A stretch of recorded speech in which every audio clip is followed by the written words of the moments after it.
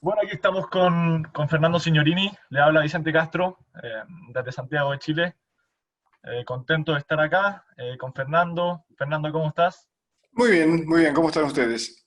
Bien, un agrado tenerte. Bueno, para contar un poquito y para que se den cuenta la magnitud de Fernando, quiero hacer una pequeña presentación. Después voy a dejar de compartir pantalla para que demos inicio a la conversación. Solamente para introducirlo un poco. eh, Por acá quien le habla, Vicente Castro, desde Santiago de Chile, pasando la cuarentena, eh, de 19 años. Si es que hay algo que tenemos en común con Fernando es que ambos nos encanta el fútbol y que ambos somos de diciembre, con 50 años de diferencia, eso sí. Fernando de diciembre de 1950, de 69 años, y por mi parte, diciembre del 2000, 19 años. Fernando, bueno, muchas gracias por estar acá con nosotros. Por aquí algunas fotos para que se den cuenta de la magnitud de la historia que ha tenido Fernando a lo largo de su vida con la preparación física en el fútbol. Hay que una foto con Diego Maradona. Bueno, no hace falta ni siquiera describir aquí con Lionel Messi.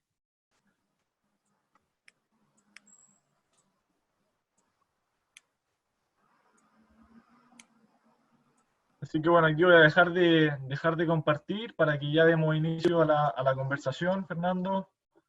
Bueno, más que nada, primero, bueno, nuevamente agradecerte eh, y empezar a darle inicio para contarle un poco. Fernando Signorini eh, fue preparador físico de Diego Maradona, ya lleva más de 40 años ligado al fútbol, se conecta desde Argentina, de Buenos Aires. Y bueno, Fernando, ¿cómo estás? Bien, muy bien, cuidándome, porque esto aparentemente no tiene viso de solución inmediata, así que quedándome en casa. Sé que en Chile han vuelto atrás en esa medida de flexibilización que habían hecho y ahora están casi como en un toque de queda, al menos en Santiago, ¿no?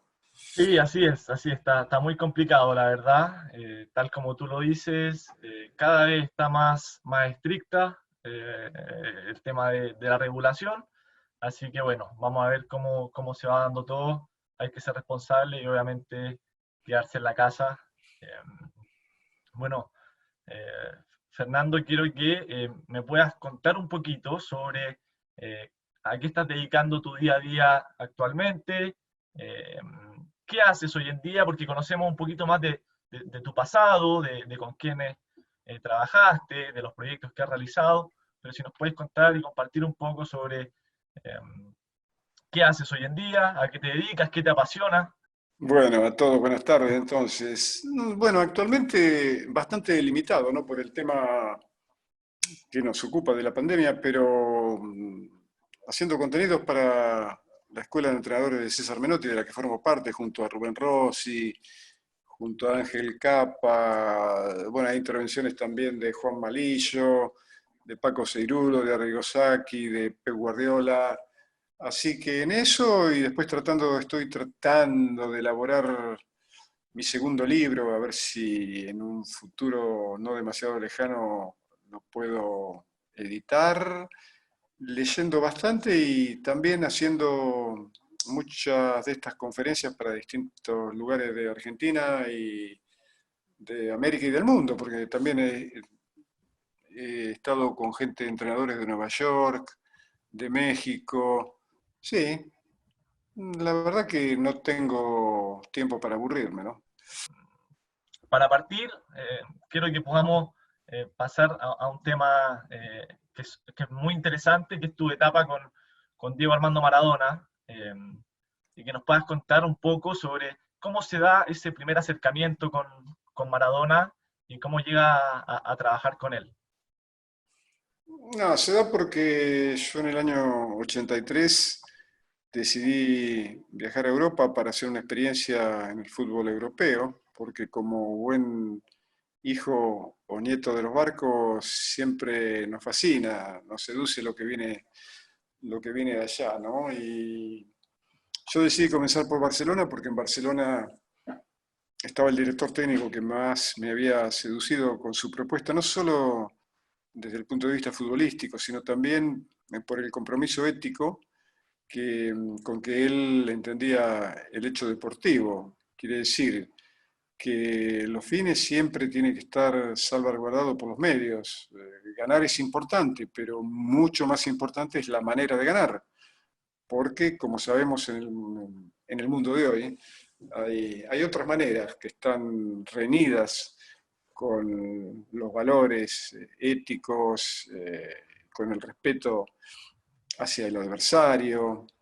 Hoy el mundo, vos decías que el fútbol es un arma importante para educar y mejorar las sociedades, sí, sin duda, pero en la mayoría de los lugares del mundo se lo usa con el objetivo contrario, de manipular a las masas, de estupidizarlas, de correrle el eje de la discusión. Ganar es lo más importante y no importa cómo, que ganar de cualquier manera.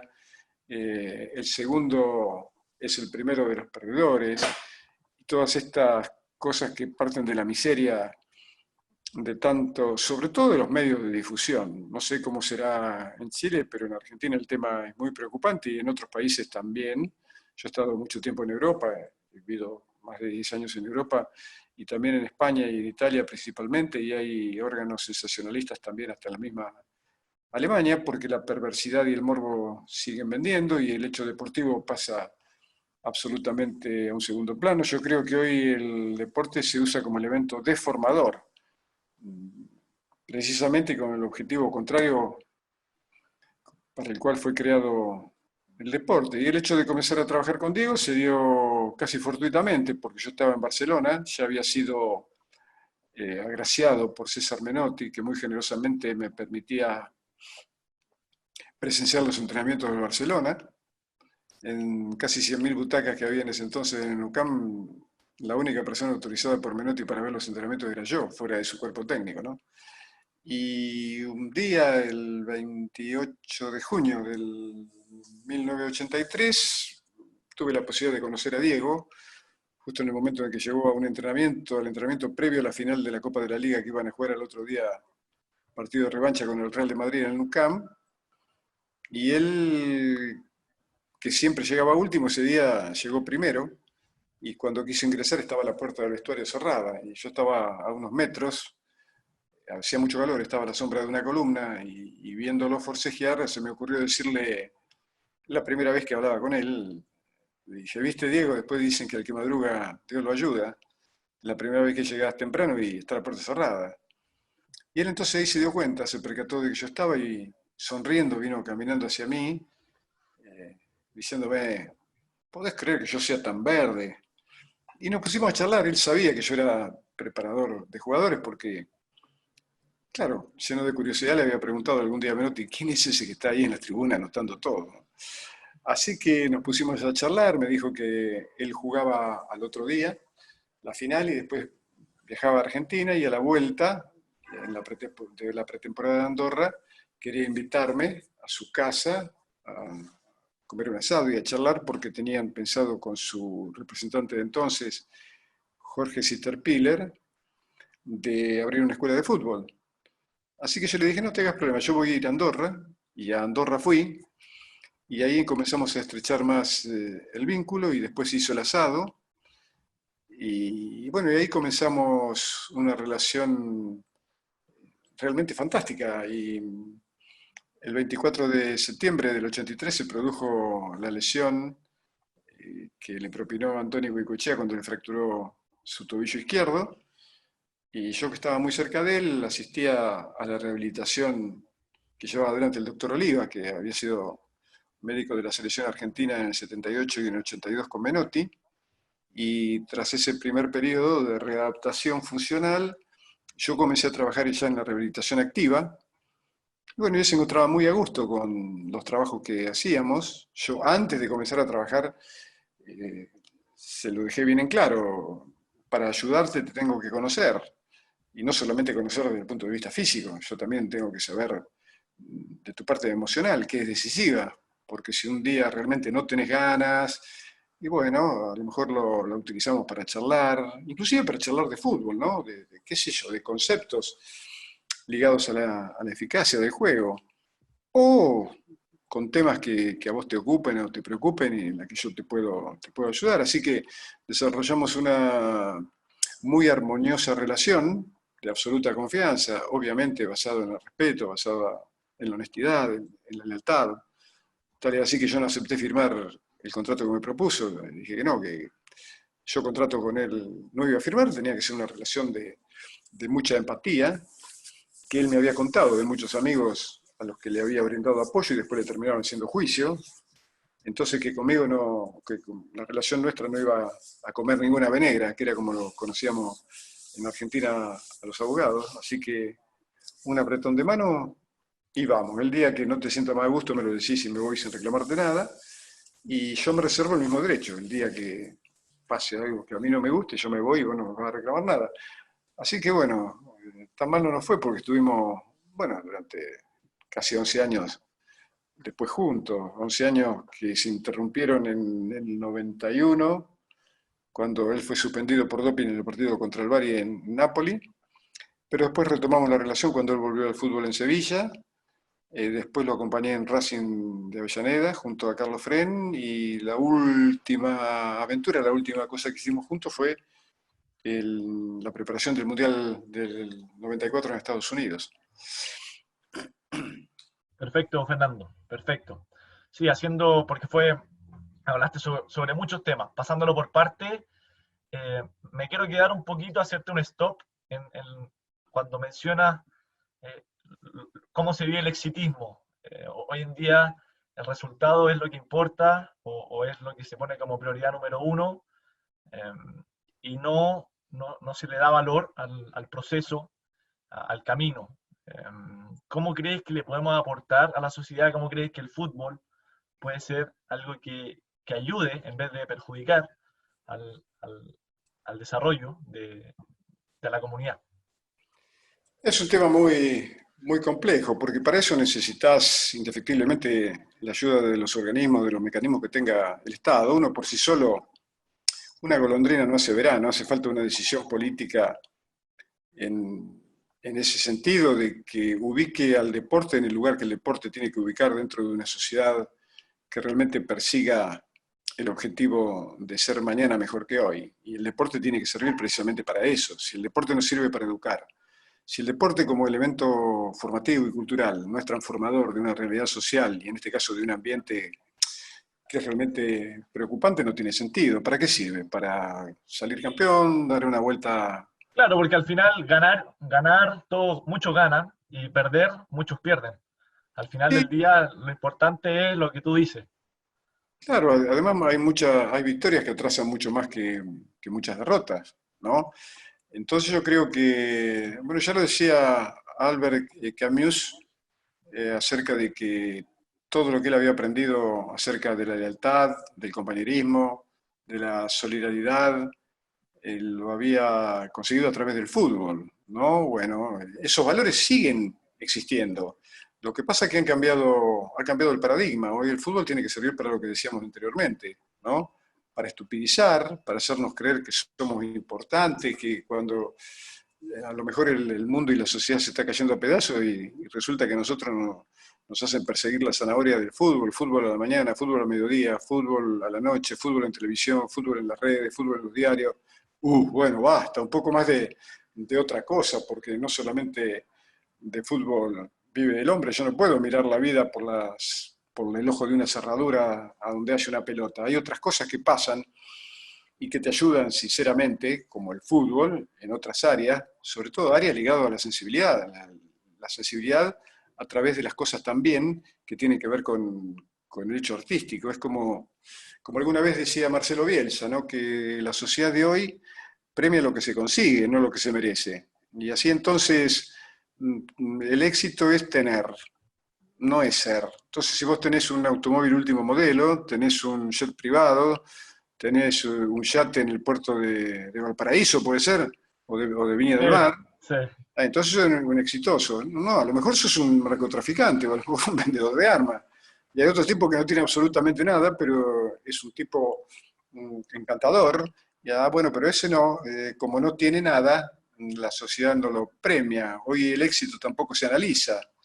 Si ganás, sos el mejor. No importa cómo, aunque haya ganado con trampa. Y entonces todo ese quiebre de valores hace que la sociedad esté sufriendo un deterioro desde el punto de vista cultural y costumbrista y de los hábitos, inclusive, que es realmente preocupante. Yo creo que esta pandemia lo está demostrando, está sacando lo mejor y lo peor de cada uno, inclusive a nivel mundial, no solamente en Argentina, en Chile o en Latinoamérica, sino a nivel mundial. Y creo, estoy convencido de que después de esto, los mejores van a salir más buenos y los malos van a salir peores, porque esto es irreversible y ya hay muchas muestras de eso, porque, como decía Albert Einstein, ¿no?, que conocía dos cosas infinitas. Una era el universo y la otra la estupidez humana, pero que el universo no estaba tan seguro. Yo pienso, también me alineo con Albert, para pensar exactamente lo mismo, ¿no? Bien relacionándolo, ¿cómo fue Diego Maradona? ¿Cómo él llega a ser el mejor del mundo? Para algunos el mejor de la historia. ¿Qué es lo que hace diferente a Diego? Y lo hace seguramente algo inasible, como es el talento, ¿no? Eso se trae o no se trae. Es más, en la misma familia, él de hecho tenía dos hermanos, pero fue él. Leo tiene dos hermanos, pero fue él. Y mira, hay cosas que no se pueden explicar en la vida, ¿no? Porque, por ejemplo, yo soy un apasionado lector de Pablo Neruda y he leído cosas maravillosas acerca del amor. Y yo sé que él se quedó con las ganas de decir, porque no se pueden traducir en palabras exactamente un sentimiento. ¿Cómo podés, por ejemplo, describir un paisaje? Cuando vos estás ante un paisaje sobrecogedor, ¿no? Querés decirlo, querés contarlo y te quedás con las ganas porque no podés decir ni el 10% Claro, de lo que querés decir. claro. Y estos futbolistas, es igual, no nacieron para ser explicados, nacieron para ser admirados, ¿no? Para disfrutar de su arte, porque son artistas que juegan al fútbol. Entonces, buscar el pelo en la leche, tratarlo de explicar a través de la neurociencia o a través de otro, no tiene sentido. Son lo que son. Y ni ellos saben por qué son así. Porque la madre naturaleza le dio exactamente eso, como a otros le da la posibilidad o su capacidad y su riqueza para ser extraordinarios pintores o extraordinarios músicos. Bueno, estos son extraordinarios deportistas y en este caso futbolistas. Hay en otros deportes como Tiger Woods en el golf, como, qué sé yo, Federer o Rod Laver en el tenis o como Jordan en el básquet, Usain Bolt en atletismo. No hay explicación, no hay explicación. Hay cosas que por más que uno se esfuerce por racionalizarlas, no, porque además el fútbol tiene mucho que ver, y sobre todo en los grandes jugadores tiene que ver con el instinto. Eso que los helenistas franceses definían esa capacidad con una palabra que en griego más o menos es metis, que significa olfato, ¿no? Es el tipo que, por ejemplo, ellos lo traen desde el concepto de la estrategia, mm, remontándose a la Grecia antigua, a la Grecia pretérita, antes de los filósofos, en que si uno lee la Ilíada o la Odisea, descubre que Ulises no era un tipo que programaba, que modelizaba y que al otro día entonces iba al combate. No, no, no. A él no le importaba nada. Él iba al combate ahí arriba de su caballo y miraba a ver el campo de batalla y a los 2 minutos ya sabía cuál era la parte más fuerte y cuál era la parte menos consistente del adversario para atacar por ahí. Sí, Miles de años después, uno descubre en estos grandísimos jugadores precisamente la misma riqueza, la misma capacidad. Ellos no hace falta que los vuelvan locos el día anterior al partido y decirle, mirá, vos andás por acá, pero si sube el 4 tenés que seguirlo y si no tiraste atrás del 5 no, no, no, vos dejá, armá todo el equipo, armá el equipo, como hacía Menotti, como yo lo vi en Barcelona, el día anterior al partido, los reunía a todos los jugadores, menos a Diego. Diego lo dejaba que se fuera. Y Diego se iba a pegarle al travesaño con la pelota, a hacer toda esa cosa que él hacía. Y entonces Menotti le explicaba, nosotros vamos a armar la estrategia de juego. Y a él lo dejamos libre. ¿Por qué? Porque el fútbol, como también dice Menotti, trayéndolo de un concepto de Jorge Luis Borges sobre la literatura, el fútbol también es orden y aventura. Si un libro o un partido de fútbol es todo orden, es aburrido. Si es todo aventura, es un lío. Entonces no, es orden y aventura. Todo el mundo ordenado, y el que es capaz de, en Argentina actualmente es Messi, bueno, que se dedique a la aventura. A esa capacidad, ellos también la denominan como inteligencia astuta. Estos tipos tienen una inteligencia que está muy conectada al instinto, que está mucho más ligada a eso, precisamente, a lo animal que a lo racional. ¿Mm? Y esto hay que tenerlo en cuenta. Uno no puede seguir recorriendo el camino de las teorías conductistas o mecanicistas, para el cual todo tiene que tener un orden, todo tiene que estar preestablecido, pero esto viene desde mucho antes, viene de la guerra. Hay un pensador eh, europeo, Clausewitz, que también introduce esa teoría o ese concepto de que no todo se puede modelizar, no todo se puede organizar, y sobre todo en el fútbol, que como nos enseña bien Dante Panzeri en su libro Fútbol Dinámica de lo Impensado, está lleno de imprevistos. Y así de pronto el fútbol es tan extraño que un día yo, charlando con Martín Palermo, le decía: fíjate qué extraño que es el fútbol, que un terrible goleador como vos fuiste capaz de errar 3 penales en un mismo partido, y después hiciste un gol de cabeza de la mitad de la cancha. Entonces, tomarse demasiado en serio el fútbol es como tomarse demasiado en serio la vida. No vamos a salir vivos de ella, ¿no? Así que, Sí, lo que me pasa con eso, Fernando, es que también hoy podemos ver cómo alrededor del fútbol y de los futbolistas también, como tú dices, se toma quizás muy en serio y toda una cantidad de gente que rodea a los futbolistas, pero al final quizás los aleja de lo que es hoy en día la cancha o el simple hecho de jugar. Eh, ¿Qué te parece eso? También el desarrollo de la tecnología ha hecho que el jugador quizás esté cada vez más cerca del gimnasio que de una misma cancha.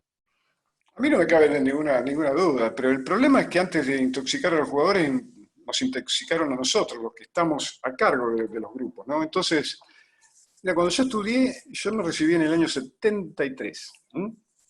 Y comencé a trabajar. Yo no estaba ni en los planes. Vos todavía no. Yo afortunadamente sí, digo, porque si no hubiera nacido, cuando nací no me hubiera pasado todo lo que me pasó. Si hubiera nacido cuando naciste vos, me hubiera perdido a Diego, me hubiera perdido a Claro. sí. Y entonces, ya en segundo año de educación física, yo comencé a trabajar en fútbol en Rivadavia de Lincoln, el equipo donde me inicié, ¿no? Y bueno, yo era producto de lo que me enseñaban. Eran todos directivas. Yo a mí nadie me ayudaba a pensar y a dudar sobre todo. No, esto era así, el interval training. Hay el interval training que después se derivó en las pasadas, ¿no? Y por entonces tampoco existían las áreas funcionales. Era el tempo training, el trabajo de fuerza, después aparecieron las áreas funcionales. Yo fui el primer entrenador de jugadores en Argentina que utilizó en un mismo equipo un cardiofrecuenciómetro para cada jugador. Al tercer día los tiré todos, le hice gastar un montón de dinero al club, pero los tiré porque me di cuenta que no servían para nada, que servían únicamente para confundirlo. Y ahí me empecé a dar cuenta de que todos los sistemas habían sido habían sido extraídos del atletismo como deporte individual. Y en esa época también hubo un libro muy promocionado de un español, Carlos Álvarez del Villar, que se llama La preparación física del fútbol basada en el atletismo. Y bueno, 30 años después Álvarez del Villar le pidió perdón a todo el mundo porque él venía del atletismo, y en esa época, como no había sistemas creados a través del fútbol o desde el fútbol, bueno, llevó a la intoxicación conceptual de tantos que seguimos las directivas que él emanaba, ¿no? Pero ya después, poco a poco, fui empezando a dudar porque veía que la realidad no era esa. Ahí se me ocurrió que un gramo de tejido cerebral era más importante que 80 kilos de músculo. Y bueno, pero después, bastante tiempo después, aparecieron las pasadas, y ya antes la carrera continua, el fartlek, eh, las carreras en el mar, subir médano, bajar médano.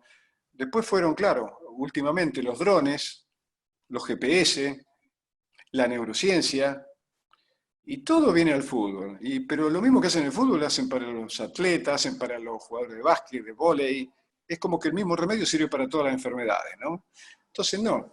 Es como dice Mourinho, antes que nada la especificidad. Mourinho en su libro Mourinho, ¿por qué tantas victorias? Dice, no tendría trabajo para darle a un preparador físico convencional, porque el problema del futbolista no es físico. El físico en ese sentido es lo menos importante, porque se supone que un jugador está preparado. ¿Mm? Ahora, si el jugador realmente no domina conceptos de juego que lo ayuden a llegar a la eficacia en cualquier momento del partido, en cualquier lugar del terreno, por más que corra, entonces que si no, que lo traigan a Kipchoge, que corre en 2 horas el maratón, y no va a poder jugar. Y Claro, si a mí, Fernando, me tocó leer tu libro y me gusta mucho la anécdota cuando cuentas un poco sobre cuando estás con Diego haciendo el test de Cooper. No sé si puedes relatar esa anécdota cuando él te dice, bueno, entonces juega vos, te dice. Sí, yo te voy a hacer, antes que nada, una pregunta. Los muchachos del auditorio tienen posibilidad, porque a mí me encanta también interactuar con ellos, porque a lo mejor nosotros estamos hablando de cosas que nos interesan a nosotros, pero ellos por ahí tienen otras inquietudes, otras preguntas, y es bueno que por ahí también... Sí, de todas maneras, bueno, siempre es bueno mencionar de que apenas quieran hacer una pregunta, me la pueden dejar por el chat y también pueden levantar la mano. Hay una opción ahí en participantes y sobre su nombre pueden levantar la mano y ahí yo les puedo activar el audio para que hablen directamente con Fernando y le manden su pregunta. Así que obviamente que está esa opción. Así que Ah, vamos. bueno, perfecto. Sí. No, bueno, claro, esa anécdota forma parte de uno de mis tesoros en el aprendizaje, porque fue la primera vez que alguien, precisamente un jugador, y justamente el mejor jugador del mundo, me dio una lección que yo nunca pude olvidar, ¿no? Cuando Diego me ofrece trabajar como su preparador físico personal, yo una tarde le dije a quien era por entonces su novia, que después fue su esposa y madre de sus 2 hijas, a Claudia, que al otro día lo iba a pasar a buscar temprano a Diego porque tenía que hacer una serie de evaluaciones de test funcionales con él para saber su grado de entrenabilidad.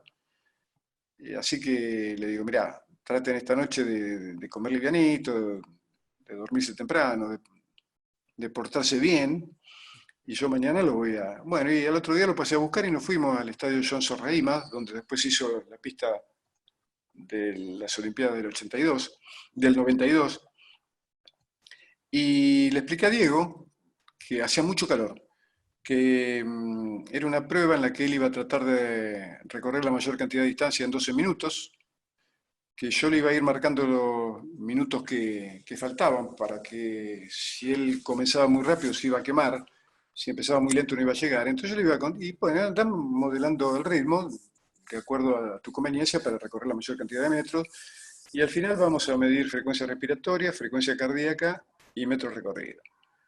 Bueno, hice una entrada de calor, le puse el tester y Diego empezó a correr en sentido de las agujas del reloj y a un ritmo medio, blando, fácil.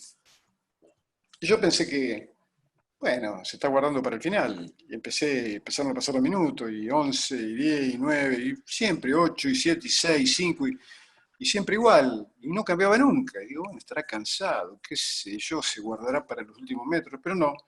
Entonces, cuando faltaba un minuto, le dije, cuando te diga, basta, parate en el lugar, que vamos a medir eso, ¿no? Frecuencia respiratoria, cardíaca y metros recorridos. Bueno, basta.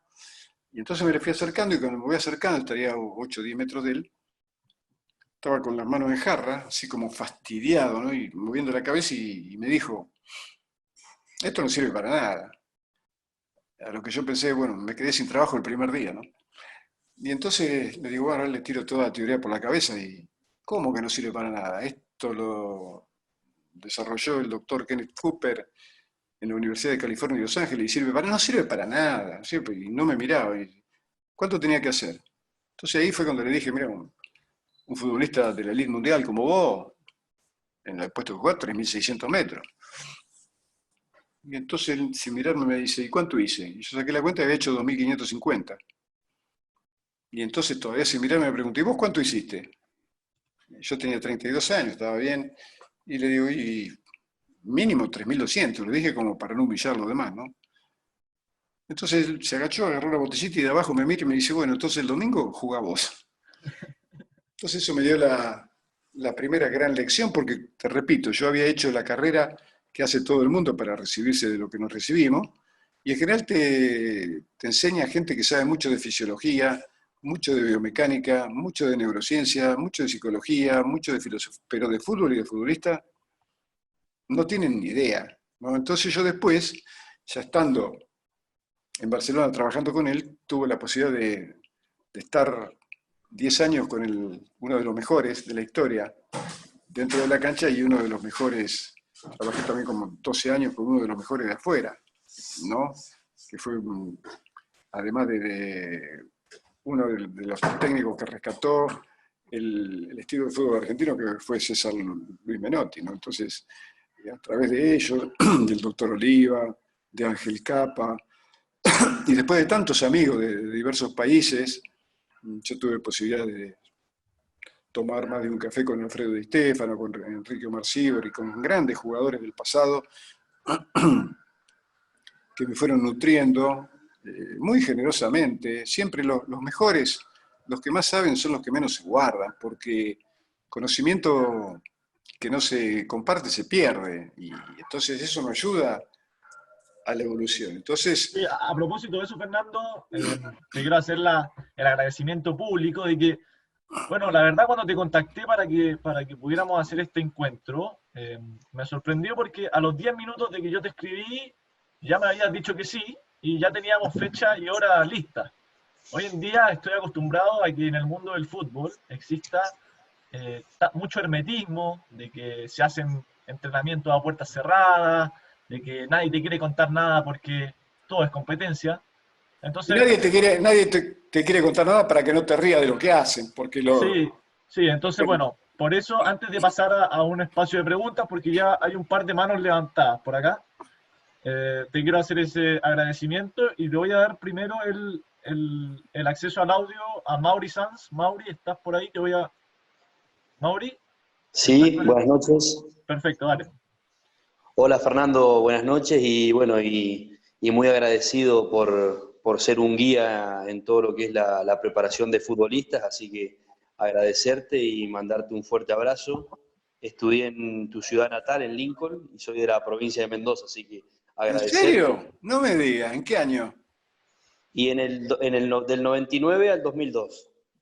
Mirá vos qué Diste una lindo. charla ahí en el Instituto Nuestra Señora y de ahí marcaste mi paso como profesor de educación física.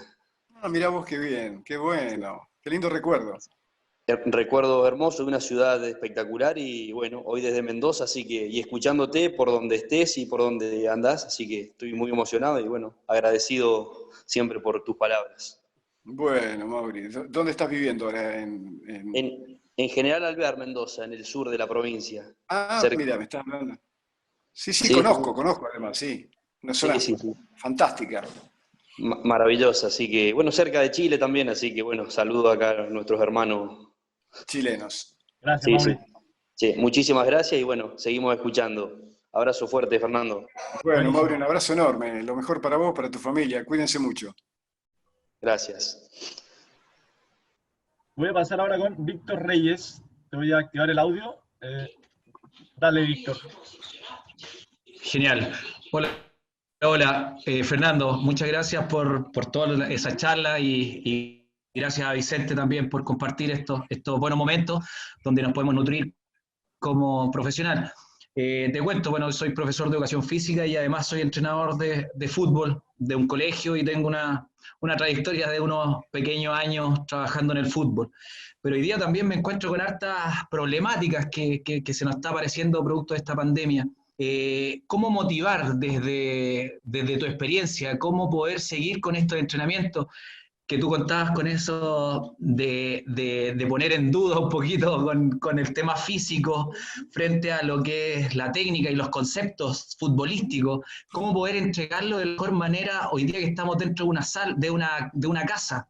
¿Cómo, imagínate tú en unos cuantos años atrás trabajando con Diego, y encontrándose en una pandemia, ¿cómo lo podría haber afrontado? ¿Cómo podría haber trabajado con un profesional así dentro de una casa? Decirle que tiene que entrenar a puertas cerradas, sin darle un pase a un compañero, sin poder jugar lo que es realmente la realidad con el compañero y con el rival. No, no sería tan complicado, porque primero tenés que partir de la base que lo que no tiene solución no es un problema. Es un inconveniente simplemente. Entonces, bueno, ¿cómo solucionamos el inconveniente? Con sentido común. ¿Y qué te dice el sentido común? Si no puedo hacer otra cosa de lo que puedo hacer, lo hago y después pongo la cabeza en otra cosa, porque no solamente de fútbol vive el hombre. Es más, en estos momentos sería bueno que los jugadores hagan a bien de poder comenzar el hábito, si no lo tienen, de la lectura, porque también tienen que comprender que cuando terminan de leer un buen libro ellos ya no van a ser los mismos, sino mejores. Nadie los anima a eso, porque el sistema los quiere estúpidos, quiere que no piensen, le llenan los bolsillos de dinero, pero le vacían la cabeza para que no piensen realmente cuál es su función dentro de la sociedad, y el corazón para que no sientan ese compromiso. Entonces yo simplemente le hubiera dicho, mira, vamos a hacer lo necesario para mantener el mayor tono muscular posible, eh, tratar de no aumentar de peso, y bueno, y si ocupar el resto del día, no sé, yo por ejemplo le hubiera pasado, cómo no, alguna poesía de Neruda o de Violeta Parra, algunas canciones de Víctor Jara, porque a él le encantaban. Le buscaría a cada uno aquello que le es más afín y trataría de educarlo para la vida, de enriquecerlo para adentro, dejando el tema del fútbol un poquito de lado. ¿Sabes por qué? Además, Víctor, porque cuando se diga, bueno, ahora sí se va a jugar, van a haber 40 días, 45 días, que para un profesional es tiempo de sobra para lograr llevarlo al mejor rendimiento, al mejor rendimiento posible. Y los técnicos también para poder ensayar la idea de juego. No creo ni mucho menos que esto sea tan preocupante como lo quieren hacer aparecer los mismos de siempre, ¿no? Los mismos que quieren el fútbol, que quiera que vuelva el fútbol a pesar de todo, porque privilegian el negocio, porque si no, acá mismo en Argentina ha habido algunos programas en radio que han, los han, pobre tipo, pero los han dejado cesantes o le han reducido el sueldo a la mitad. Entonces quieren en forma muy individualista, muy egoísta, muy miserable, que vuelva al fútbol porque eso es lo que está afectando desde el punto de vista material. Y acá está en juego la vida de millones de personas, ¿no? No se sabe en qué va a terminar esto. Entonces hacerlo comprender cuál es su verdadero compromiso con la sociedad, porque la palabra de un jugador de fútbol le llega a mucha gente de otra manera. A lo mejor habla Piñera y a Piñera nadie le da importancia a lo que puede decir. Pero si habla un referente del fútbol chileno, a lo mejor lo escuchan y seguramente le van a querer mucho más, como pasa generalmente con la mayoría de los políticos, que han perdido muchísima credibilidad y se han ganado ese desprecio, ¿no? Entonces yo creo que es eso, antes que nada entrenar es educar, y cuando no se puede entrenar el músculo, bueno, bienvenido sea el otro tiempo para hacer otro tipo de actividades, porque hay muchos que no es para todo igual la solución.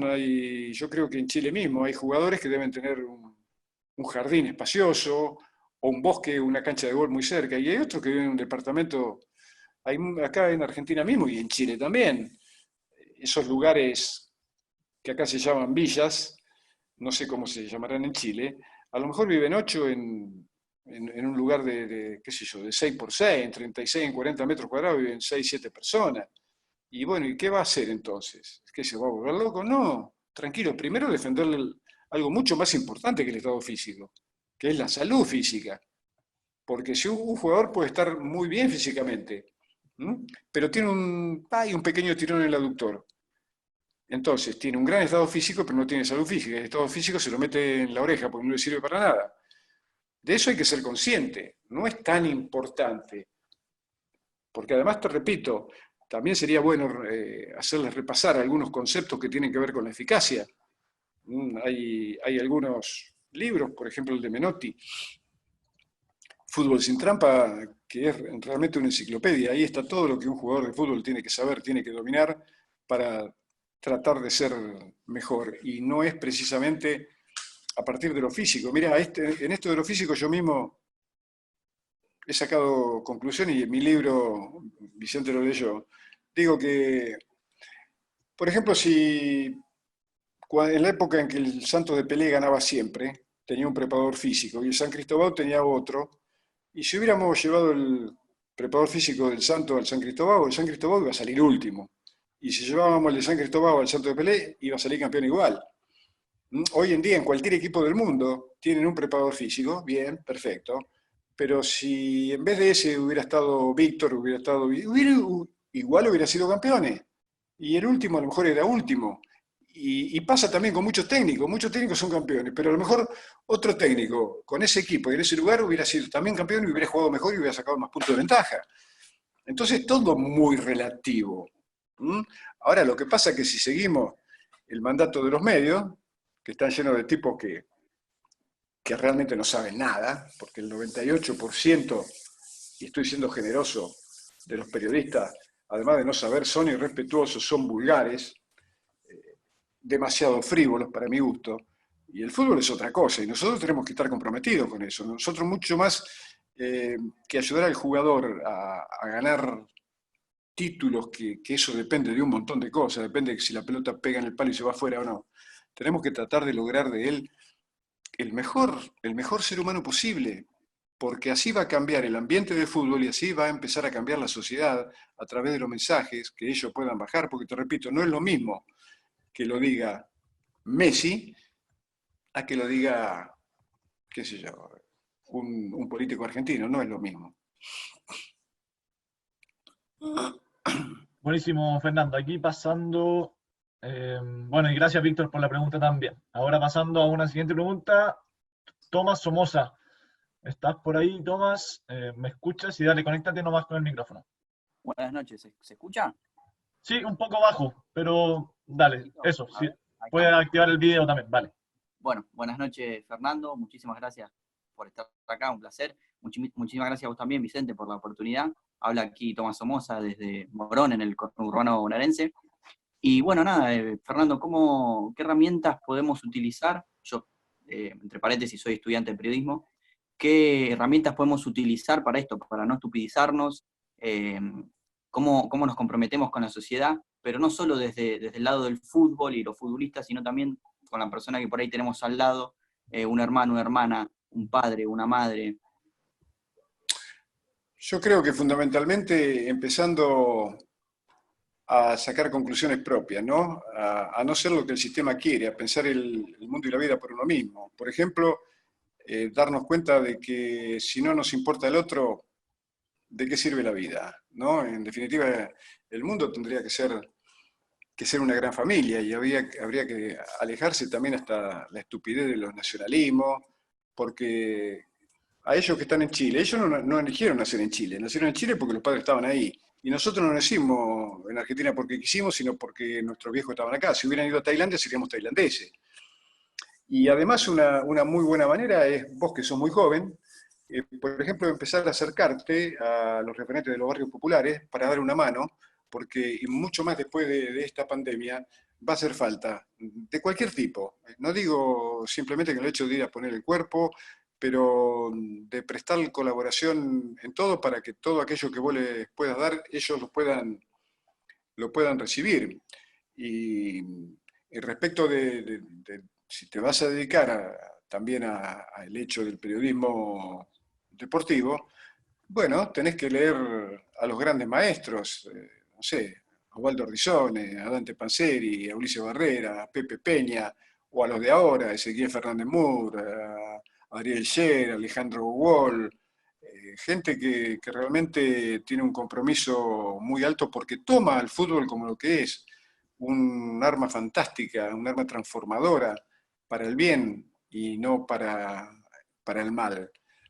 Yo digo de que tenés todas las posibilidades del mundo a tu edad de decidir ser como el sistema quiere que seas. Entonces vas a ser frívolo, vas a ser estúpido, vas a agachar la cabeza, no vas a hacer ruido al cerrar la puerta, no te vas a rebelar ante la injusticia. Entonces vas a ser como el sistema quiere. Ahora vos tenés que decir, ¿quiero ser como el sistema quiere o quiero ser como quiero ser yo?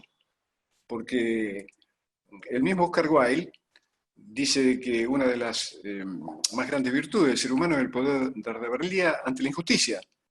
Entonces, ¿y cómo haces para...? Bueno, libros y los grandes pensadores, porque hay que educar a través de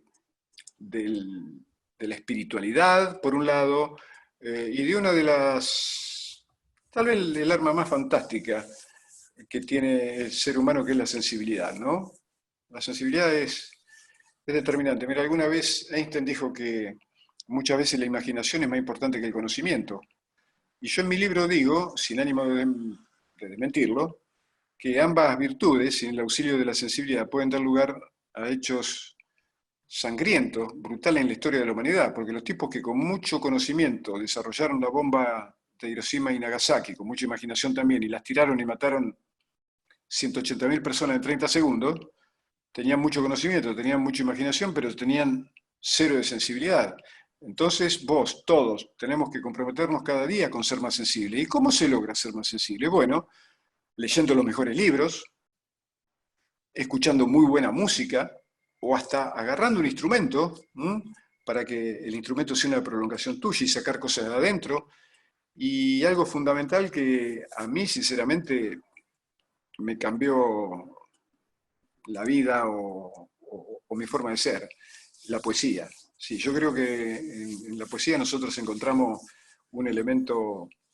Además, nosotros que estamos a cargo de liderar grupos humanos, tenemos que prepararnos muy bien, porque si hablamos de fútbol, cualquier jugador sabe más que nosotros, porque en definitiva ellos son los que están en la cancha. Nosotros nos tenemos que imponer desde otro lugar, que ellos nos respeten porque somos capaces de darles lo que ellos no tienen. ¿Te das cuenta? Entonces, elegí los mejores libros. Yo casualmente, mira, el otro día le presté a un amigo acá en mi edificio un libro y después se lo fui a pedir porque siempre pasa lo mismo, lo presté y no te lo devuelven. Entonces lo pedí. Si es un libro hermoso para empezar a leer, porque tampoco vas a empezar, qué sé yo, con el ser y la nada, no, empezar con libros o leyendo a Russell o a Nietzsche, pero es un libro que se llama La Sociedad de la Nieve, que es la historia de los jugadores de rugby uruguayos que cayeron en Chile y que estuvieron más de 2 meses en el medio de la nieve y que después fueron rescatados. Bueno, 27 años después de ese accidente, un escritor uruguayo los reunió a todos y ellos dan su testimonio, son 16 los que se salvaron, y es un libro maravilloso, ahí está todo, absolutamente todo lo que alguien necesita saber acerca de la solidaridad, de la nobleza, de la sensibilidad, del interés por el otro, del compañerismo. Ahí es un resumen, es un libro, es casi un libro de filosofía, pero es un libro maravilloso. Y yo no tengo nada que ver, a mí no me van a dar ningún porcentaje por la venta, pero es un libro fantástico y seguramente los va a hacer pensar y mucho acerca de los valores esenciales de la vida, porque no hace falta la pandemia para darnos cuenta cómo tenemos que ser, ¿eh?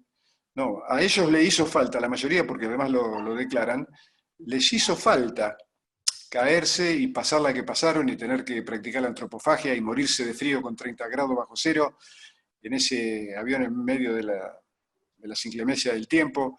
Les hizo falta para darse cuenta que la vida no era como se la habían enseñado, porque eran todos hijos de buena familia, lleno también de cosas simples, de cosas frívolas, pero desde ahí salieron mucho mejores seres humanos, y eso me parece que en definitiva es la competencia que tenemos que librar contra nosotros mismos, ser mañana mejor que hoy en todos los sentidos, y vos tenés toda la posibilidad de hacerlo porque sos muy joven y porque seguramente vas a tener el coraje, la valentía y la rebeldía de decir, no, yo voy a ser como quiero ser yo, y empezar a construirte desde mañana. Y Fernando, perdón, ¿puedo repreguntar? Sí, no, dale. No, decía que justo mencionaste que en mi juventud, pero por ahí, a mí me cuesta por ahí a veces convencer a la gente que ya tiene una construcción de toda su vida y cuesta por ahí cambiar, de construir esas mentes. ¿Eso aplica, lo que usted acaba de mencionar, aplica para esa gente? Porque digo, también en esto de la estupidización que nos hacen, Hay un ejemplo muy claro, hace poquito, hace una horita terminé de ver el documental de quien hoy es el ministro de Cultura, Tristán Bauer, Tierra Arrasada, y cuenta muy bien todo esto de lo que es la distracción. No solo con lo que usted mencionaba con respecto al fútbol, sino que hay muchas también otras cuestiones que terminan distrayendo. Esto aplica también para gente muy negada. Mira, yo generalmente no pierdo mucho tiempo. Mira, una cosa tenés que ver, vos podés influir mucho sobre aquellos que tienen la grandeza, ¿no? O la honestidad de querer escucharte, pero aquellos que casi desprecian lo que decís, no hay que perder demasiado tiempo. ¿Por qué? Porque la naturaleza te enseña. Si una plantita nace y es todavía un tronquito muy lábil, vos la podés más o menos encaminar para que no vaya ni para un lado y te tire abajo un tapial, ¿no? Pero cuando el tronco ya está muy consistente, por más que lo quieras mover, no, al contrario, te va a hacer peor, porque no vas a lograr nada y si lo vas a hacer pedazo o se te va a caer una rama en la cabeza. Entonces vos dedicate a hacer lo que podés hacer y acercarte, ya te digo, es muy bueno acercarte a, qué sé yo, a gente de la garganta poderosa, por ejemplo, o gente de la dignidad, y con ellos vas a mejorar absolutamente, no tengo ninguna duda, y más a tu edad, hay muchos chicos a tu edad que ya están militando entre palabras con ellos. Y a los otros, y bueno, déjalo, no se puede cambiar al mundo, lo que tiene que hacer uno es cambiar uno. Ahora, no por eso, los otros que no aceptan lo que vos decís, vos vas a aceptar lo que dicen ellos. ¿Mm? Es lo mismo que el respeto. Yo respeto a los que me respetan, y si no me respetan, no los respeto. ¿Por qué lo voy a respetar? No, yo tampoco soy la Madre Teresa de Calcuta, ¿no? Sobre todo hablo en el ámbito del fútbol, cuando hay periodistas que son tan irrespetuosos, son tan degradados y degradantes. No, en mí no van a encontrar nunca alguien que va a estar de acuerdo, ni mucho menos. Yo voy a estar siempre dispuesto a defender lo que yo creo que hay que defender dentro de los valores que en este caso el deporte tiene que transmitir, ¿no? Muchas gracias. Ok.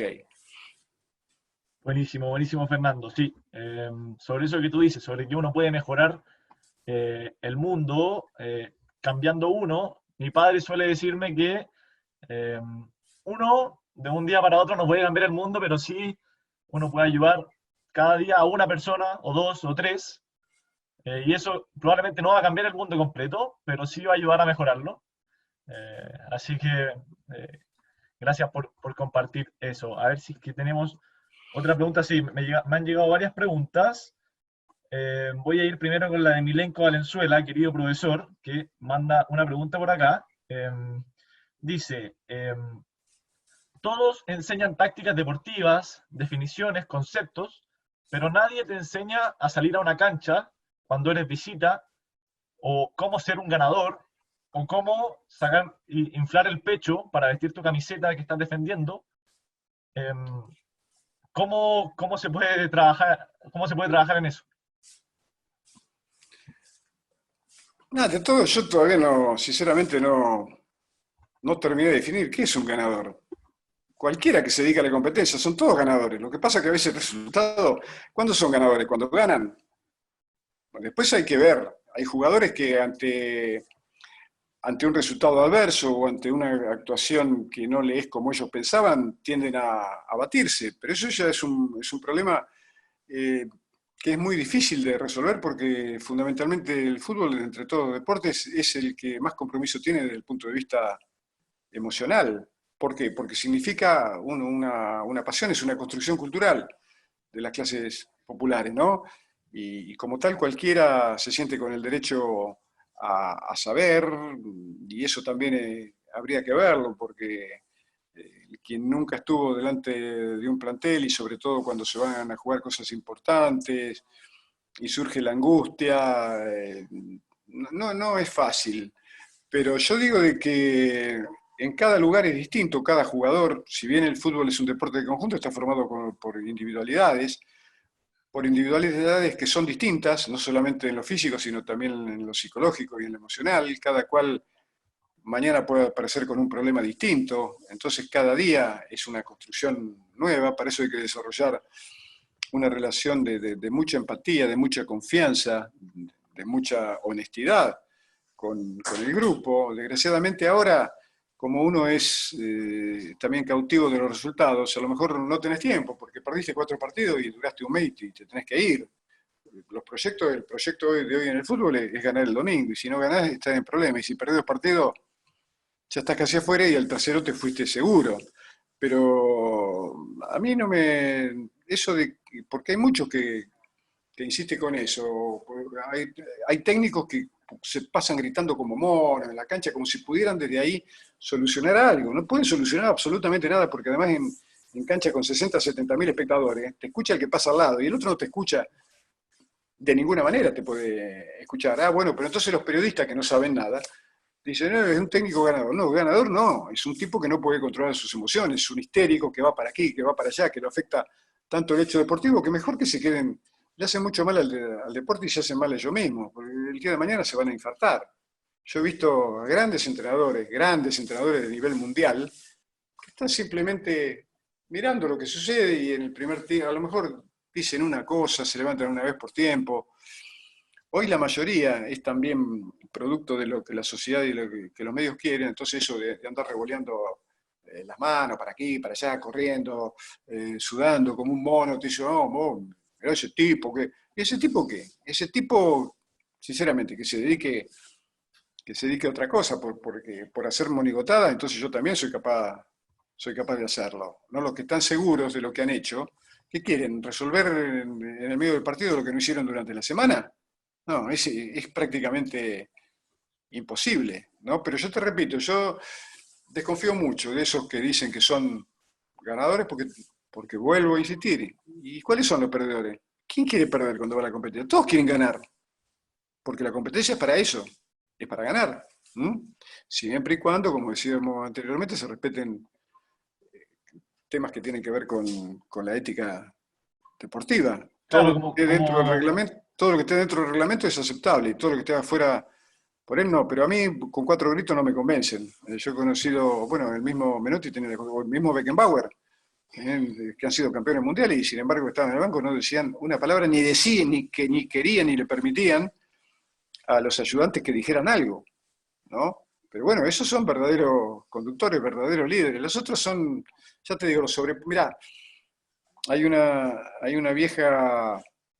viejo axioma de un pensador oriental de 2000 años antes de Cristo que dice que controla las pasiones, el goce de los sentidos es la matriz de los futuros problemas. Pero bueno, acá parece que no, acá parece que nadie controla la pasión y entonces eso vende mucho, ¿eh? Al periodismo le encanta eso que salgan del banco a gritar como monos, eso sí, cuando van perdiendo 3-0 no salen nunca más. Y es bastante sorprendente. ¿A dónde están los ganadores? ¿A dónde están?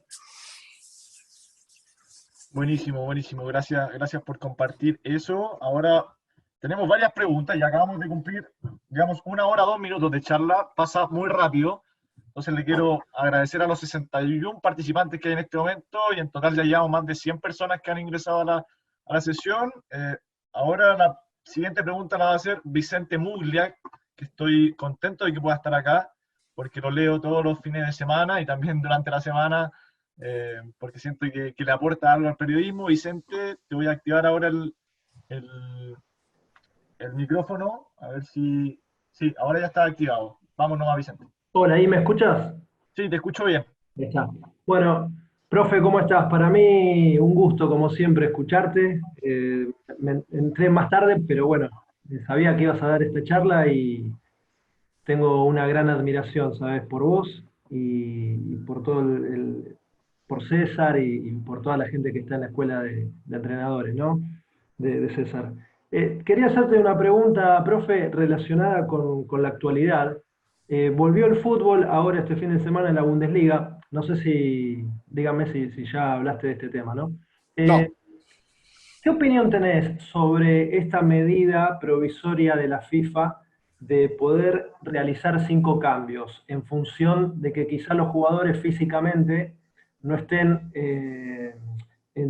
quizá en su mejor nivel por la inactividad, pero también con esta situación de que se desvirtúa el juego quizá con muchos cambios. ¿Cuál es tu mirada sobre esto? Lo que pasa, Vicente, ¿cómo te va ante todo? ¿Bien? Bien, bien. Lo que pasa es que si la orden o la idea baja de la FIFA, entonces yo no la puedo tomar en serio. Porque ¿y quiénes son los de la... ¿Son jugadores de fútbol? No, no, ninguno, ninguno. Eso es como decís, es desvirtuar el juego, porque además no veo, es también discriminatorio, porque vos podés hacer 5 cambios, ¿no? Entre los que está incluido el arquero, pero y después te quedan 6 jugadores. A eso se la tienen que bancar como sea, porque teóricamente son los, ¿por qué? Son los que mejor físicamente están, y los otros, porque además todo pasa por lo emocional. Te repito, si el equipo va ganando, no sé, 3-0 y van 20 minutos de segundo tiempo, bueno, seguramente hay muchos entrenadores que dicen, como voy ganando, no toco nada, no sea cosa que toque una cosa y se me rompa todo. Otros que son más conservadores, si tiene 5 cambios, van a poner 3 volantes de marca y 2 defensores más, y eso tampoco te va a asegurar nada.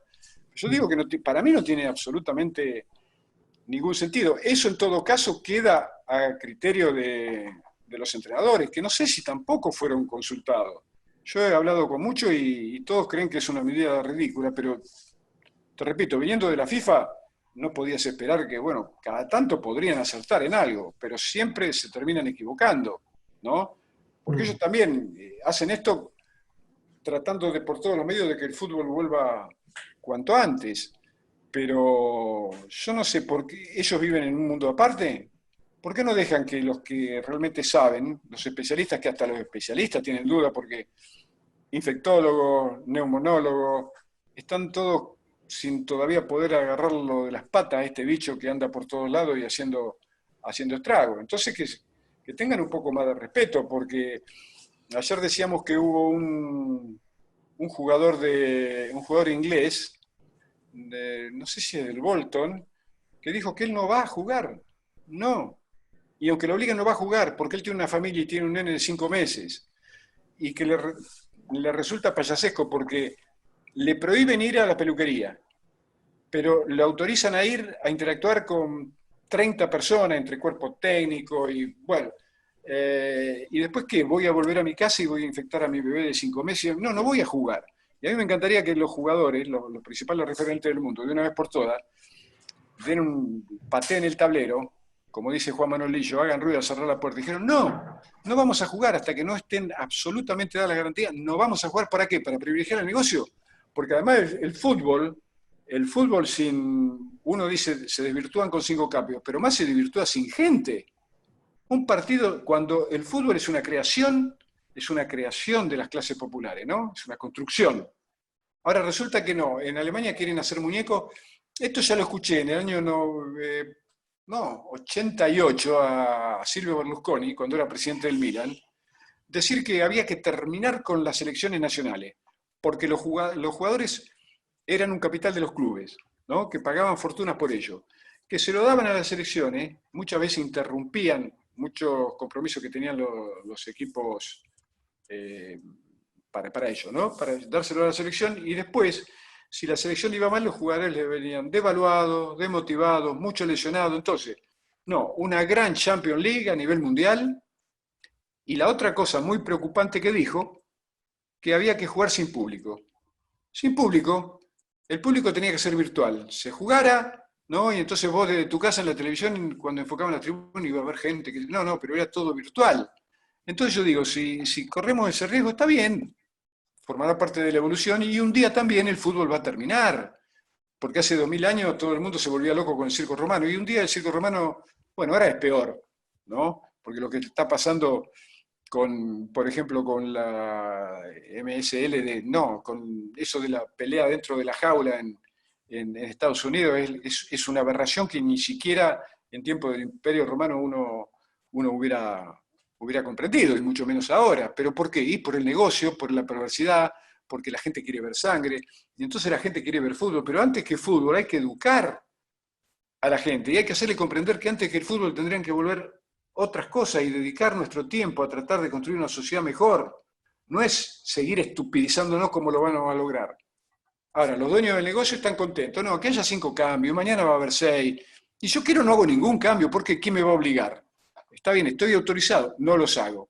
Entonces que no lo haga, que dejen el reglamento es casi perfecto, así como está. Ahora, demasiado ya lo han confundido con esto del aparatito, ¿no? Que es gol, que no es gol, que fuera de juego, que lo que fue, ahora gritaste el gol, pero después tenés que tragarte todo porque no, el gol te lo anularon 4 minutos después. Me parece toda una gran barbaridad la que están cometiendo estos tipos y lo hacen, te repito, no para mejorar el fútbol en sí, sino para asegurarse el negocio. En definitiva, es así, Vicente, acá no hay mucho más que escarbar, sabiendo quiénes son los que manejan los intereses del fútbol a nivel mundial, ¿no? Gracias, Vicente, por la pregunta. Ahora, pasando a otra, ya vamos a ir cerrando. Voy a ir con las últimas 2 preguntas y al final igual voy a dejar los datos de contacto por si alguno quiere contactar directamente a Fernando. Aquí va una pregunta que dice, ¿cuál es la cualidad física que le das más importancia para el desarrollo de un futbolista joven y luego de un futbolista profesional? Bueno, si es específicamente en lo físico, para mí lo más importante es la resistencia en todas sus variantes, la resistencia de velocidad, la resistencia de fuerza. Sí, la resistencia, porque si yo soy muy veloz, pero soy capaz de hacer 4 sprint y cansarme, no, yo necesito hacer la mayor cantidad de sprint a la mayor velocidad posible. Si tengo fuerza al principio, pero no tengo al final, no, es la resistencia de fuerza. Y después la resistencia general. No, sí, sin ninguna duda, yo desde hace mucho tiempo que me he convencido de eso y trato de entrenar y transmitir. En consecuencia, cuanto mayor cantidad de acciones un jugador pueda desarrollar a su máxima capacidad, es mucho mejor. Y eso se llama resistencia, no hay manera de llamarlo de otra forma, porque uno, por ejemplo, puede decir la velocidad entendida como la capacidad de cubrir una distancia en el menor tiempo posible. Te digo, bueno, eso es importante para el atletismo, pero no para el fútbol. De ninguna manera, porque, por ejemplo, como ejemplo, Diego en el gol a los ingleses en el México 86 tardó casi 11 segundos para recorrer 55 metros. Un tiempo atlético malísimo, malísimo, porque Usain Bolt corre el doble de distancia en menos tiempo. Y si hubiéramos puesto, es lo que siempre digo, a los 5 ingleses en una línea, recorrer la misma distancia, un disparo, Diego muy probablemente hubiera llegado último. Y ahí llegó primero. ¿Por qué? Porque la velocidad en el fútbol, te repito, no tiene que ver con el atletismo. La velocidad en el fútbol es manejo del tiempo, del engaño y de la distancia. En el atletismo no existe. En el atletismo tenés que correr y listo. No vas a engañar en una carrera de 100 metros a uno corriendo lento porque te sacaron 5 metros y no lo alcanzan más. Además, cuando se habla tanto de velocidad, de la velocidad de antes, de la velocidad de ahora, que ahora hay jugadores más veloces, mentira, es mentira. ¿Y sabés cómo es fácil de comprobar?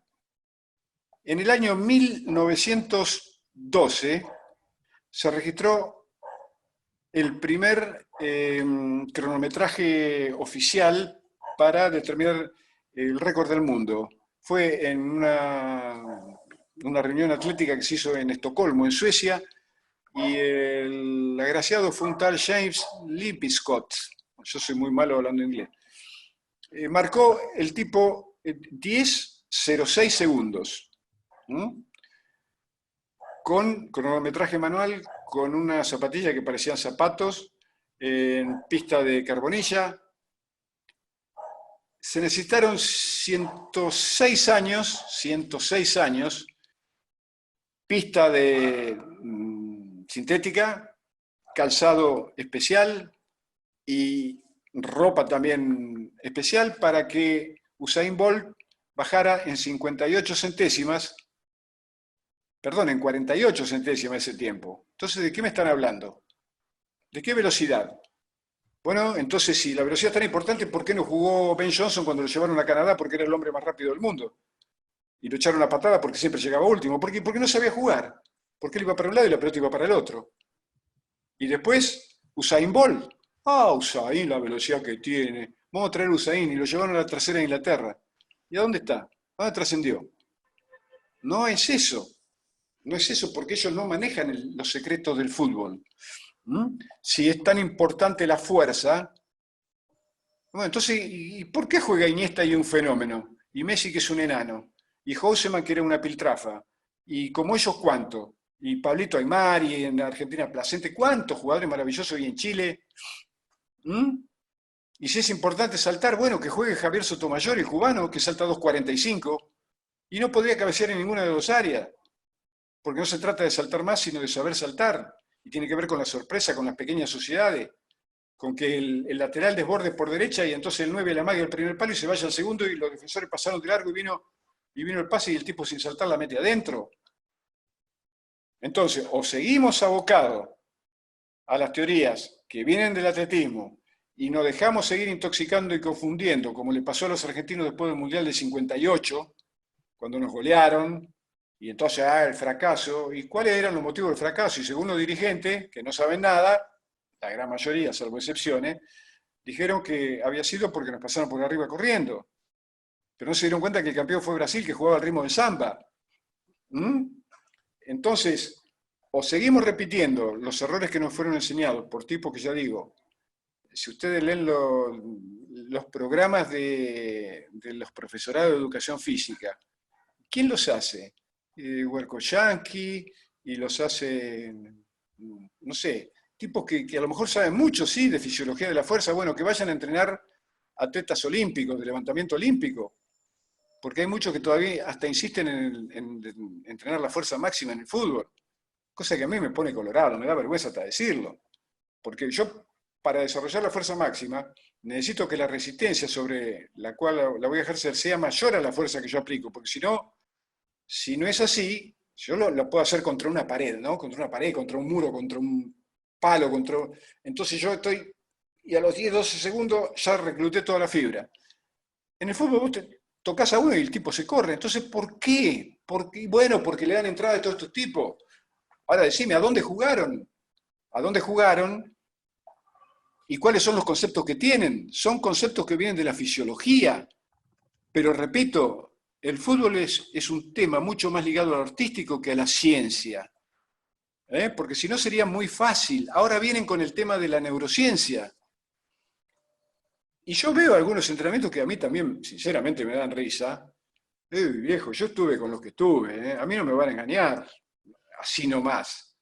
Porque yo te nombré a Di Stéfano, te nombré a Sívori, pero Riquelme, Maradona, Ortega, Teve y bla, bla, bla, bla, bla, bla, y Menotti, Capa y Valdano, y campeones del mundo del 78 y campeones del mundo del 86, y todos te cuentan la misma historia. ¿Cómo aprendieron a jugar? Porque entonces, si es tan importante la neurociencia, si son tan importantes los drones, si son tan importantes los GPS, digo yo, ¿qué jugador hubiera sido Garrincha, no? ¿Qué jugador hubiera sido Pelé? ¿Y qué jugador hubiera sido Diego si cuando tenía 8 años en Fiorito, que no tenía ni para comer, hubieran tenido todo eso? No, al contrario, hubieran sido peor porque lo hubieran confundido, lo hubieran intoxicado. Que lo apliquen en el atletismo, que lo apliquen a los que manejan aviones, a lo mejor en el boxeo, pero en el fútbol no. No, en el fútbol no, de ninguna manera. Porque además no tienen en cuenta el aspecto emocional. ¿A mí qué me importa? Que ahora estoy en el medio de una sala, se prende una luz amarilla y yo amago, una luz verde y amago, ahora se prende la roja, voy, corro y vengo, la toco y vuelvo, como se lo dije un día a Gonzalo Higuaín, que yo lo vi hacer eso en un entrenamiento cuando estaba en el Milan con Gattuso. Y un día que el padre por fin se decidió a pagar un asado, estábamos en la casa, en enero del año pasado, después de la fiesta, y le dije, Gonzalo, mira, te voy a hacer esto, esto, esto y esto, y ¿vos sabés para qué lo hacía? No. ¿Y para qué lo hacía? Y porque me dijeron, bueno, entonces mañana te van a decir que yo parate arriba o desnudate en medio de la cancha y vos te vas a desnudar. Vos sos goleador histórico del campeonato italiano con 36 goles en el Napoli, ni siquiera en la Juventus, en el Napoli. Hiciste más goles que Ronaldo por cantidad de minutos jugados en el Real de Madrid. ¿Y a vos te hacen hacer cualquier cosa? ¿Por qué no decís que en vez de hacer esa estupidez, te den una bolsa con pelota, como hacía Romario en Flamengo, un arquero, un defensor y uno que les pase y hacía lo que iba a hacer y repetía 50 o 100 veces eso en un entrenamiento, en vez de dar vuelta a la cancha, hacer pasada o hacer todo ese tipo de cosas? Lo que pasa es que le tenemos miedo al conocimiento científico y le tenemos miedo porque no nos preparamos, porque estos tipos no saben que si bien la ciencia es importante, siempre, pero ojo con el fútbol. Sí, es importante en la nutrición, sí, en la recuperación de lesiones, sí, y en poco más. En todo lo demás, el empirismo, o sea, la fuerza del conocimiento que te da la experiencia es fundamental, porque esto entonces, dentro de poco van a enseñar cómo montar a caballo online. Entonces después cuando te vayas a subir un caballo, vas a pasar de largo y te vas a clavar de cabeza en el suelo, porque el negocio ya supera todos los límites y nos creen muchísimo más estúpidos de lo que somos.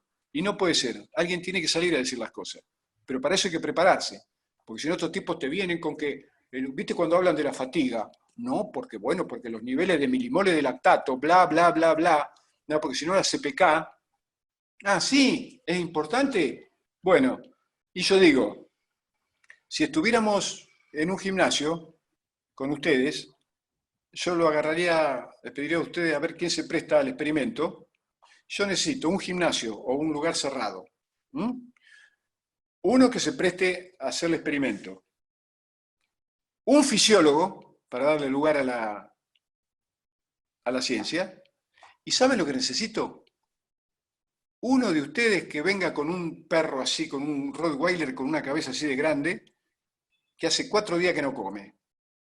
Pero entonces que me lo tengan del otro lado de la puerta, del otro afuera del gimnasio. Entonces yo, al quien se preste a la prueba, le empiezo con pique para aquí, pique para allá, empujar, arrastrar otra vez, tal, abdominal, brazo, lagartija, salto, pim, pum, pam, pim, pam, pique, ahora, hasta que el tipo se cae planchado, muerto, redondo y no puede más. Se le salen los ojos de las órbitas, se le da vuelta la lengua. Entonces le digo al fisiólogo, a ver, tomale todos los valores. No puede más. No puede más, está intoxicado, no puede más. ¿Seguro que no puede? No puede. Ah, bueno, abrí la puerta y aparece el Uruguay y hace ¡ah! Y el tipo que estaba muerto, ¿sabes? Sale corriendo y llega hasta el obelisco de Buenos Aires y se sube a la punta. ¿Por qué? Porque todo tiene que ver con las emociones. Porque un equipo que va perdiendo 3-0 en el segundo tiempo, a los 30 minutos, está muerto. Está muerto. Y la mayoría del periodismo, salvo excepciones, confirman la regla y dicen, no, el equipo está muerto. Ah, ¿cómo? ¿Que están enchufados a un generador y todo está muerto? Están muertos de acá. Pero en ese mismo partido, a los 35 minutos, 3-1. Y a los 39 minutos 3-2. Y a los 41 3-3. Y después termina como quieran ustedes. Pero el que está vivo está muerto y el que está muerto está vivo. Entonces, ¿cómo es? ¿Y que me lo quiere imponer desde el punto de vista de la ciencia?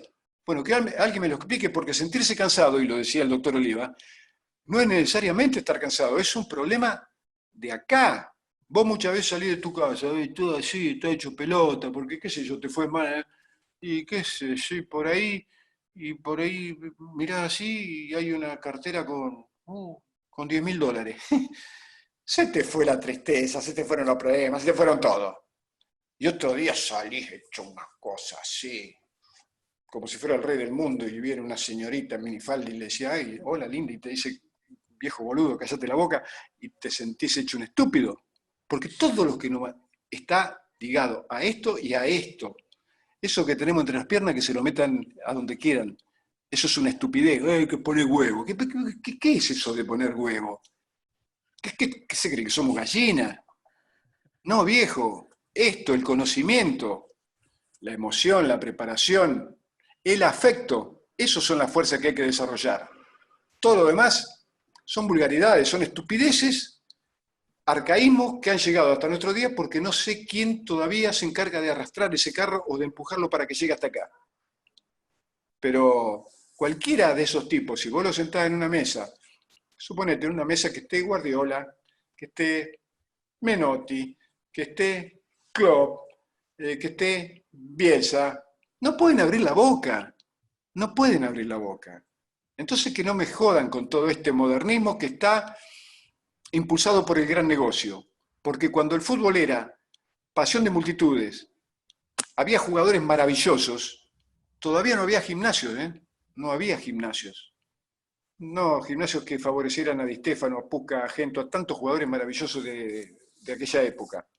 Pero después llenaron el mundo de gimnasios por montañas de miles y miles y miles y miles de millones de dólares, con máquinas ultra sofisticadas. ¿Qué jugador hubiera sido? Vuelvo a lo mismo. Hubiera sido no sé, Garrincha si lo hubiera tenido. Porque todo lo que el jugador necesita, todas y cada una de las valencias, se pueden entrenar tranquilamente en la cancha con ejercicios específicos que tengan que ver sobre todo el que esté involucrado el sistema cognitivo y emocional, y por supuesto el conceptual.